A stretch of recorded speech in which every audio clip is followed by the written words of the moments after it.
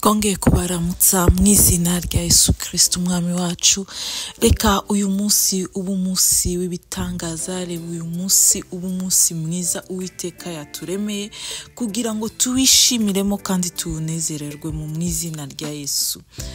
Reka tudatinze dusenga Uwiteka Imana. Mana ikomeye, Mana y'igitangaza, twongeye kugushimira umunsi mwiza waturemeye, twongeye kugushimira umunsi w'igitangaza waturemeye. Mwami turakunezerewe, Mwami twongeye guca bugufi imbere yawe. Mwami turakwinginze ngo ntaba ari twe, ahubwo izina ryawe rishirwe hejuru, ahubwo Mwami aba ari wowe uvugane n'imitima yacu. Natwe turiteguye kwakira Mwami, turitegure kwakira ibiturutsi wawe Mwami. Vugana natwe Mwami, tukeneye kumenya iby'ibi bihe, tukeneye kumenya ibiri ku mutima wawe mu gihe nk'iki Mwami. Vugana natwe, vugana n'imitima yacu Mwami, natwe duteze amatwi turumvise. Komeza ubane natwe, komeza utugire neza muri byose mu izina rya Yesu, amen. Ijambo Imana yaduhaye uyu munsi ni ijambo riri muri Yesaya 43 no ku murongo wa 19. Yesaya 43 ku murongo wa 19. Dore ngiye gukora ikintu gisha, ubu ko kigiye kwaduka ntimuzakimenya. Nzaharura inzira mu butayu, ntembeshe imigezi mu kidaturwa. Amen. Imana ishimwe cyane ngo nzaharura inzira mu butayu kandi nzatembesha amazi mu kidaturwa. Imana ishimwe cyane. Imana uyu munsi irashaka gukora ibintu bisha mu buzima bwawe, ikintu gisha mu buzima bwawe bw'umwuka, ikintu gisha. Haleluya. Mu buzima bwawe bwo gusenga, ikintu gisha. Imana ishimwe. Mu buzima bwawe bwo kwizera, ikintu gisha. Mu buzima bwawe bw'urukundo, ikintu gisha. Mu muryango wawe Imana igiye gukora ibintu bisha. Haleluya. Mu muryango uvukamo Imana ikora ibintu bisha. Mu muryango wowe n'umugabo wawe cyangwa se n'umugore wawe wakoze, n'abana bawe, Imana igiye gukora ikintu gisha. Mu muryango washatsemo Imana igiye gukora ikintu gisha, kandi Imana igiye kugikoresha imbaraga zayo zidukoreramo. Imana ishimwe cyane. Ari ibintu biri mu mwuka. Rero dukwiriye kwitegura. Ari umuntu ukozi w'Imana wavuze ngo kwizera n'amaboko yakira iby'Imana. Ukwizera ibintu Imana idufitiye mu kingaza cyayo, tubyakirana amaboko yitwa ukwizera. Imana ishimwe cyane. Imana ifite ibintu bisha ishaka gukora mu buzima bwacu. Imana ifite ibintu bisha ishaka gukora mu itorero ryawe. Imana ishaka gukora ibintu bisha mu muryango w'iwanyu. Imana irashaka gukora ibintu bisha mu gihugu cyacu. Haleluya. Imana irashaka gukora ibintu bisha mu murimo w'Imana ukora, muri ministeri yawe, mu muhamagaro wawe. Imana ari ikintu gisha Imana ishaka gukora. Imana irabaza, ese nicyaduka nimuzabimenya? Imana ikora ibintu ikabanza kubivuga kugira ngo utazitiranya ibintu, kugira ngo utazavuga ngo ni umwana w'umuntu wabikoze. Imana yatubwiye ngo ngiye gukora ikintu kandi mbahaye ikimenyetso yuko ari nge wabikoze. Ikimenyetso mbahaye nuko hari umwana w'umuhungu uzavuka mu buryo bw'ibitangaza. Kandi koko Imana ishiraho kashe. Imana ibanza kuvuga mbere yo gukora kugira ngo utazabyitiranya, kugira ngo icyubahiro cy'Imana utazagiha uwundi muntu, kugira ngo ubashe kurinda icyubahiro cy'Imana, ubashe kugiha Imana yonyine. Utazavuga ngo ni amaboko yanjye yabikoze, utazakuvuga ngo ni inshuti n'abavandimwe, utazakuvuga ngo ni imiryango yabikoze. Imana ibanza kuvuga kugira ngo iterekashe, kugira ngo uzamenye neza ko ariyo yabikoze. Utazakubyitiranya ko ari amaboko yawe, ko ari imbaraga zawe, ariko ufite ubwenge bwinshi, ariko urusha abandi ubwenge, ahubwo ukarinda icyubahiro cy'Imana, ukabasha gusubiza Imana icyubahiro cyayo. Imana ishimwe cyane. Ari ibintu bisha Imana igiye gukora. Imana igiye guhindura ubukene bw'iwanyu, igiye guhindura amateka y'iwanyu. hari umurage twakira mu buryo butandukanye. Abantu bakira umurage mu buryo bw'umubiri, bakakira umurage y'ibintu bifatika, bakakira umurage y'ibintu byo mu bwenge, bakakira umurage y'ibintu byo mu mwuka. Imana ishimwe cyane, Imana ishimwe cyane. Reka nguhe urugero. Umurage yo mu buryo bw'umwuka ni umurage iyo iwanyu bakoreye Imana hari umugisha ugenderamo. Iyo iwanyu bakundaga kwakira abashitsi, bakundaga gucumbikira abantu, ari imirage ugenderamo. Iyo iwanyu bakundaga kugaburira abantu cyangwa se kwambika abakene, ari imigisha uba usanzwe ufite ku bugingo bwawe kubera ibyo wakiriye nk'umurage y'abiwanyu, baba bakiriho cyangwa batakiriho. Ariko iyo bakoze neza, ari umurage uba ufite ku bugingo bwawe. Uwo ni umurage wo mu mwuka. Ari umugisha ufite yo kwiga, umurage wo mu buryo bw'ubwenge. Iyo iwanyu bakohereza ku ishuri, nuko baba bashaka kuguha umurage. Niba iwanyu barize bakaminuza, nawe uba ufite amahirwe menshi yo kwiga nucikije amashuri mo hagati ukaminuza. Kubera iki? Kubera ko ibyo bintu umurage wawe y'umwuka biriyo. Amen. Imana ishimwe cyane. Uwo murage uba uyifite.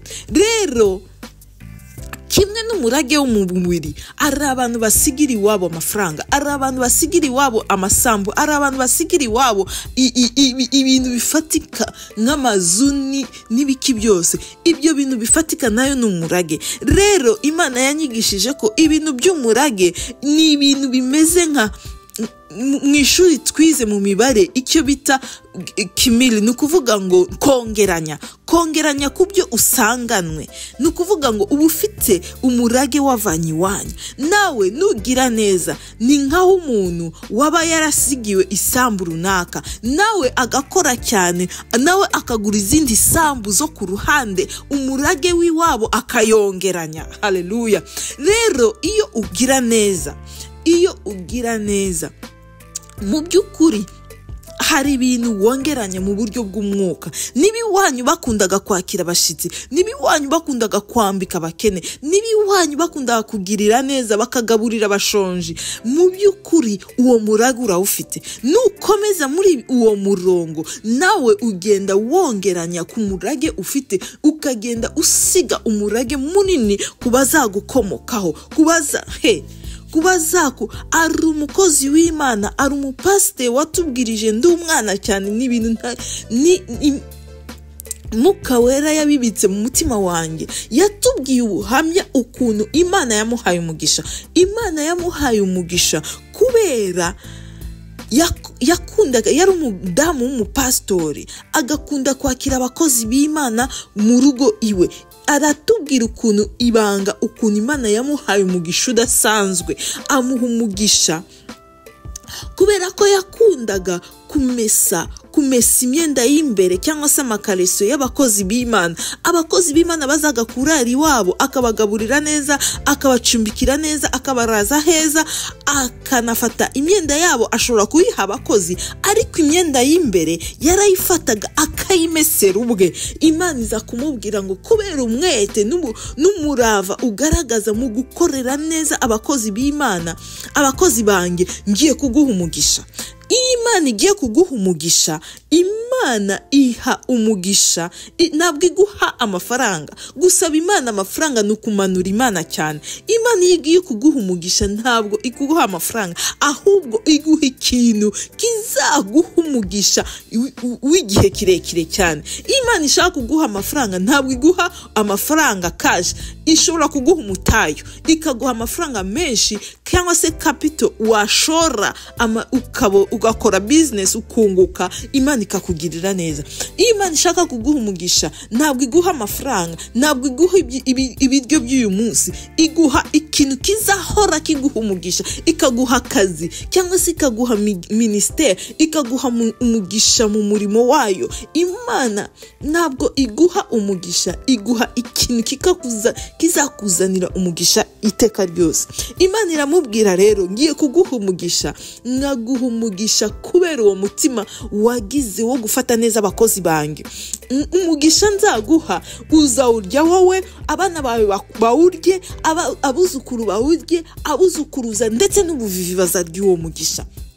Imana yahinduye uwo mukozi w'Imana, imugira umuntu ukomeye cyane, imugira umucuruzi ukomeye cyane, imuha umugisha, imuha bizinesi, umuryango we wose urakira kubera uwo murimo, imuha kwaguka mu buryo bukomeye cyane, mu buryo bw'amafaranga, kubera yuko uwo murimo yakoraga. Iyo guca bugufi ntabwo bikumanura, ahubwo birakuzamura, bigatuma Imana, kuko ijambo ry'Imana riravuga ngo Imana irakarira cyane abishira hejuru, ahubwo ikagirira neza abicisha bugufi. Yicishije bugufi, akora uwo murimo wo kumesa imyenda y'imbere y'abakozi b'Imana. Imana imuha umugisha ukomeye cyane, umugisha ndetse n'ubuvivi bwiwe buzarya. Imana ishimwe cyane. Ni ukuvuga ngo Imana iyo ishatse kugira ikintu ikora ku buzima bwawe. Uyu munsi tugiye kureba ibimenyetso bitatu bigaragaza iyo Imana ishaka gukora ikintu gisha ku buzima bwawe. Ibintu bitatu uzabona ku buzima bwawe, ibintu bitatu uzabona ku buzima bwawe ari ibimenyetso yuko ari ikintu gisha Imana igiye gukora. Imana igiye gukuraho ubukene mu miryango y'abantu bose. Ndabona Imana ikuraho ubukene, ubukene mu buzima bw'abantu, ubukene mu muryango, ubukene. Imana, ubukene ni ubuvumo, ubukene ni ubuvumo, ni umuvumo mu buzima bw'abantu, ni umuvumo mu miryango y'abantu. Ndabona Imana igiye kuvana ari abantu bicuruza bagakora uburaya kubera ubukene. Imana igiye kuzana umugisha wo gukiza abantu ubukene. Imana igiye kuzana agakiza mu muryango, agakiza gakomeye mu matorero, agakiza gakomeye mu gihugu. Imana igiye guhindura ubwenge bw'abantu. Abantu batekerezaga, abafite ibitekerezo by'abadayimoni bo kumva ko kugira ngo aramuke, kugira ngo abone icyo kurya agomba kwicuruza, cyangwa se Imana igiye guhindura ibyo bitekerezo. Imana igiye kuzana ibitekerezo by'ubumana. Imana igiye guhindura ibyo bitekerezo by'abadayimoni, ikureho ibyo bitekerezo biri cheap, ibyo bitekerezo byo hasi byo kumva yuko kugira ngo urye, kugira ngo wambare, kugira ngo ubashe kwiga ugomba kubanza kwicuruza. Oya, Imana igiye gukuramo ibyo bitekerezo bipfuye. Imana igiye kuzana agakiza gakomeye. Imana igiye gukora imirimo ikomeye mu buzima bw'abantu. Imana igiye guhindura abantu bafite imitekerereze yo kumva ko kugira ngo akire agomba kuba umujura, kugira ngo akire agomba kwiba imisoro, kugira ngo akire mu bucuruzi bwe atere imbere agomba kuriganya. Imana igiye guhindura iyo mitekerereze yose, izane agakiza, izane impinduka, abantu bahinduke, abantu bakorera Imana. Ndabona Imana igiye guha umugisha, igaha umugisha w'ubwenge abantu, igaha abana umugisha w'ubwenge, abana bakagira ubwenge bw'ijuru, ubwenge w'ubumana, ubwenge bwo gutinya Imana. Imana igiye guhindura abantu abanyabwenge. Imana igiye guha abantu mu Rwanda, Imana igiye guha umugisha abantu, ikabanza guha imigisha yo mu mutima, ikabanza igatanga agakiza mu mitima y'abantu, igaha abantu ibihe byo gukunda Imana no kubaha Imana no gutinya Imana. Hanyuma Imana igaha umugisha, igaha abantu bafite umutima w'ubumana, igaha abantu umugisha, ubutaka igabuha umugisha, igaha umugisha munsi y'ubutaka, amabuye y'agaciro akaboneka. Haleluya! Amabuye y'agaciro akaboneka muri igihugu cy'u Rwanda, kigiye kuba igihugu gitangaje. Ari ikintu gisha Imana igiye gukora muri igihugu cy'u Rwanda, kigiye gusana Dubai. Imana igiye kubaka igihugu mu buryo abantu bose bazifuza kubona nationalite, abantu bazifuza gufatanya n'abanyarwanda. Imana igiye kubanza igatanga agakiza, hanyuma Imana igaha umugisha imirimo y'amaboko. Imana igaha umugisha ubutaka, igaha umugisha munsi y'ubutaka, ikazana amabuye y'agaciro, ikazana diama, ikazana zahabu, ikatuma na petroli iboneka muri kiriya gihugu. Amabuye y'agaciro izwi n'izitazwi, abantu bakaha. Imana igiye guha n'ikirere, ikirere agiye kuboneka, ikirere cyiza cyane ku buryo abantu bazifuza kuza kumara umwanya. Imana igatanga umugisha muri tourisme, abantu urukerarugendo, abantu bagashaka kuza gusura u Rwanda cyane, bikinjiriza igihugu amafaranga cyane, ikaba igihugu cy'igitangaza, kuko ari ikintu Imana igiye gukora mu buzima bw'abantu. Igihugu kigizwe n'abantu, kugira ngo ububyutse buze mu gihugu bibanza mu mitima y'abantu. Ububyutse bubanza mu mitima y'abantu, byamara kugera mu mitima y'abantu bikagera mu mitima y'imiryango, bikava mu miryango bikajya mu itorero, byamara kugera mu itorero bikagera mu gihugu cyose. Imana ishimwe cyane. Ari ibintu bisha Imana igiye kurema. Imana irimo kubaza, ese nibiza ntimuzabimenya? Kuko mbivuze mbere yuko biba, ndabivuze kugira ngo mumenye yuko nibiba ari nge wabikoze. Mutaza kubyitiranya abandi bantu, mutaza kubyitiranya abaterankunga, mutaza kubyitiranya abantu bakomeye, mutaza kubyitira. Ninjye Uwiteka Imana ngiye gukora ibimenyetso n'ibitangaza. Ibimenyetso n'ibitangaza ni ibintu bitangaza abantu bari bakuzi uri umukobwa waguye kuziko iwanyu, ariko Imana igakora ibitangaza bizatuma abantu batangara, bikora ku munwa, bari baramaze kukwita amazina. Imana igiye kugukorera ibitangaza. Dore ibintu bitatu bikubaho, Imana igiye gukora ibintu bisha mu buzima bwawe. Icyambere nuko ugira umwuka wo gusenga. Ukagira umwuka wo gusenga mu buryo budasanzwe, ugasenga nk'uko utigeze usenga, ukumva inyota n'inzara yo gusenga mu buryo budasanzwe, ukumva urashaka kumara iminsi 3 uri imbere y'Imana, urashaka kumara icyumweru uri imbere y'Imana, urashaka kumara ukwezi uri imbere y'Imana. Kubera iki? Ni umwuka uza kubera yuko hari ububyutse buje ku buzima bwawe, ari ububyutse buze mu buzima bwawe, ari ikintu gisha Imana ishaka gukora ku buzima bwawe, bigatuma ugira inyota n'inzara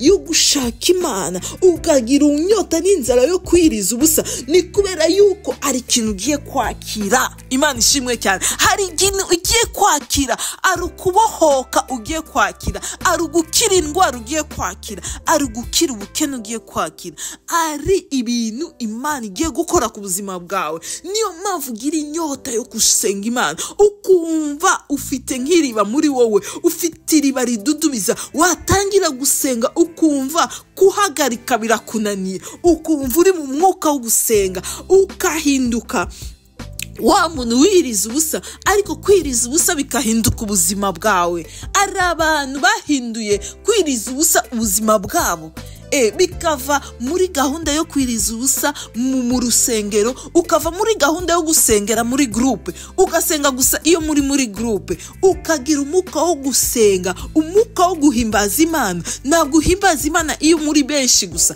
ukagira ibihe byawe bwite byo guhimbaza Imana, ukagira ubuzima bwo kwiriza ubusa, ukava mu kwiriza ubusa ku minsi runaka kuri gahunda y'itorero, ariko ukagira nawe ubwawe gahunda yawe bwite yo kwiriza ubusa no gusenga Imana no kuramya Imana. Icyo ni ikimenyetso yuko ari ikintu kije mu isi y'umwuka, ari ikintu kije, ari ukubohoka. Imana igiye gukuraho inzitizi zose zakubuzaga kureba Imana, zakubuzaga kwinjira mu muhamagaro wawe, yakubuzaga gutera imbere, yakubuzaga kwakira ibyawe. Imana ishimwe cyane.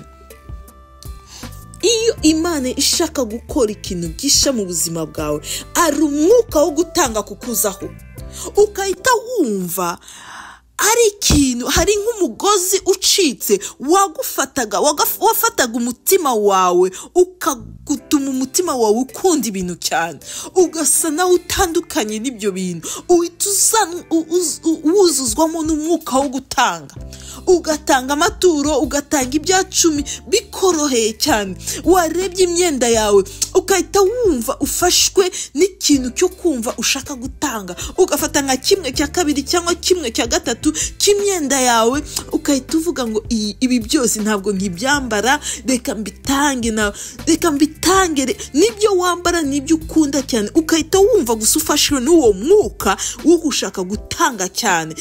Icyo ni ikimenyetso cya kabiri yuko ari ikintu gisha Imana igiye gukora ku buzima bwawe. Ari inzira Imana igiye kugucira, ari inzira y'akazi Imana igiye gucira abantu, ari inzira Imana igiye guca kugira ngo ikize abantu karande y'ubukene burundu mu miryango y'abantu. Ari ubutwari Imana igiye kugukoresha nk'uko Imana yakoresheje Yosefu mu muryango w'iwabo kugira ngo abakize ibyago, abakize ubukene, abakize inzara. Imana igiye kugukoresha wowe. Abarumuna bawe ni wowe uzabishurira amashuri, ni wowe uzubakira mama wawe inzu, ni wowe uzubakira ababyeyi bawe inzu, ni wowe uzabagurira inzu. Imana igiye kugukoresha, ni ukuvuga ariko ni wumva uwo mwuka ukujeho, umwuka wo gusenga, umwuka wo gutanga, ukumva ushatse gutanga cyane, ukabona umuntu ushonje ugashaka kumuha, ukavuga ngo ngwino, ugafata umuceri, niba wari ufite ibiro 2 ugafata ikiro kimwe ukamuha. Iyo uwo mwuka ukujeho nuko hari ikintu mw'isi y'umwuka, Imana ishaka gukora ku buzima bwawe. Imana ishimwe cyane. Ari ikintu munsi y'umwuka Imana ishaka gukora ku buzima bwawe. Icyo gihe rero birasaba yuko utarangara, birasaba yuko uba maso cyane, ugakora cyane, ugasenga cyane, ukiriza ubusa cyane kugira ngo utarangara. Icyo gihe mw'isi y'umwuka abaho ibihe, nk'uko igihe cy'imbeho kiza kigasimburwa n'igihe cy'ubushuhe, kigasimburwa n'igihe cy'imvura, kigasimburwa n'iki. Mbese mw'isi y'umwuka naho haba igihe. Kugira ngo icyo gihe kitagucika bigusaba kuba maso, bigusaba kutarangara. Imana ishaka gutanga. Ntabwo Satani ashobora kukubwira gutanga, ntabwo Satani ashobora kukubwira ngo ugire igikorwa cy'urukundo ukorera umuntu. Oya, Satani akubwira kwikunda, Satani akubwira kwikubira, ariko iyo wumvise uwo mwuka ukujeho, iryo jwi rikujeho ngo sura kanaka yagize ibyago musure, yarapfushije musure, cyangwa kuva gusa uhaswe no kumusura, wamusura ugasanga yacitse intege, ugasanga wamusengera agasubizwamo imbaraga, agasubizwamo intege. Icyo gihe umenye yuko uri mu bihe, haleluya, uri mu bihe byawe byo kwakira. Ikintu cya nyuma rero Imana ikunda kuzana mu buzima bwawe ari ikimenyetso yuko ugiye kwakira ikintu gisha ku buzima bwawe, ni intambara nyinshi. Imana ishaka kuguha umugisha mw'isi y'umwijima, cyangwa se Satani n'abadayimoni biwe nabo bahita babibona. Ujye wibuka yuko Satani nawe yari umumarayika. Iyo abonye yuko ari abamarayika benshi baje ku buzima bwawe, ari ububyutse buje mu gihugu cyacu, ari ububyutse buje mu bihugu, mu mitima y'abantu, ari abantu bagiye kongera gusurwa n'abamarayika. Ukarota marayika arimo kuvugana nawe, ukajya mu nzira ukabona umuntu agukoreye ikintu cy'igitangaza, wamushaka ukamubura. Ari abantu bagiye guhura n'abamarayika. Abamarayika ni imyuka y'abamarayika batacumuye ku Mana, bagumye ku Mana, bashinzwe kutuzanira agakiza. Umurimo wabo ni kugira ngo batuzanire agakiza.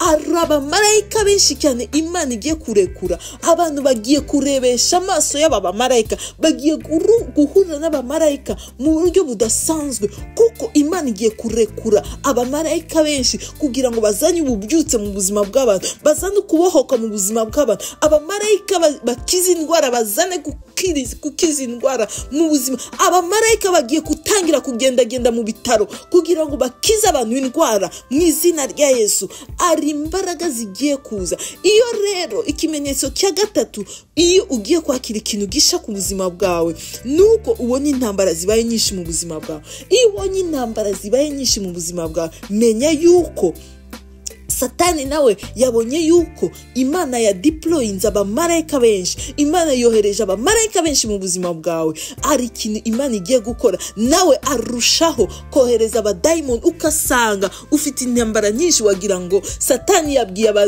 abadayimoni be, mureke abantu bose munkurikire uriye mumunzanire, ugasanga intambara ibaye nyinshi mu buzima bwawe. Iyo ugiye ubona imiryango igenda ifungika mu buzima bwawe, nuko Imana ari ikintu gisha kigiye gukora ku buzima bwawe. Ntabwo Imana yubakira ku matongo, oya, Imana iyo igiye kubaka ikuraho ibya kera, ikubaka ibintu bisha. Ntabwo yubaka kuri fondasiyo ishaje, ibanza igakuraho fondasiyo ishaje, ikubaka ibishasha. Iyo ubonye akazi gafunze, menya yuko ari promosiyo Imana ikuzaniye, nuko ari akandi kazi keza cyane Imana ikuzaniye. Iyo ubonye umuryango ufunze, ukabona umuntu arakubenze ku munota wa nyuma, wibabara, genda imbere y'Imana. Imana iragutoragura, Imana yonyine irongera ikubake, irongera ikuzanire uwundi muntu w'umugisha. Imana ishimwe cyane.